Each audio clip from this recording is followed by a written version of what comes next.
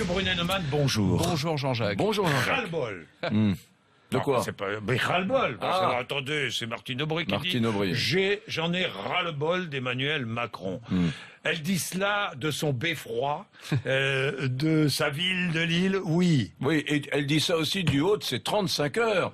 Parce que, pardon, c'est la femme des 35 heures, celle qui a désorganisé l'économie française, qui dit ras-le-bol de l'homme qui incarne peut-être le devenir de la gauche française. Donc, pardon, c'est un peu facile et surtout un peu outrancier.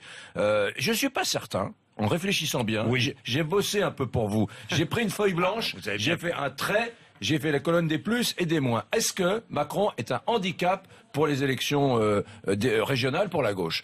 Eh ben, dans la colonne moins des handicaps, effectivement, je me dis pour la gauche, c'est gênant. Jamais les Mélenchoniens, les électeurs de l'ultra-gauche, ne voteront socialiste. Même chose pour Europe Écologie Les Verts. Cela dit, s'il n'y avait pas eu Macron, le simple fait qu'il y ait Valls, la gouvernance socialiste actuelle, ils n'auraient pas voté pour.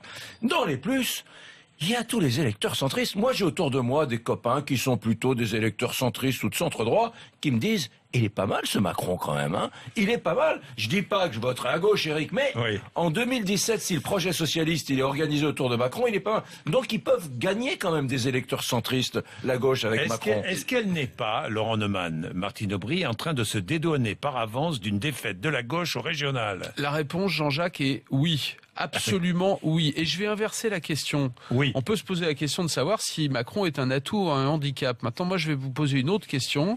Quel est le plus grand danger que court la gauche en ce moment? C'est Macron ou c'est Marine Le Pen? C'est les propositions de Macron ou c'est le Front National? Pour la gauche, pour le gouvernement, même pour Martine Aubry.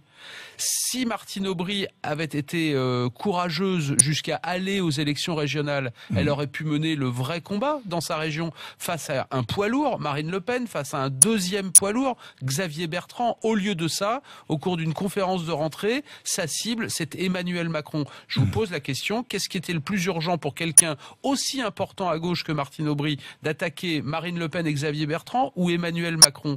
Qu'est-ce qui était le plus important? De montrer à quel point la gauche est divisée ou au contraire à quel point elle est réunie pour aller combattre les vrais ennemis de la gauche?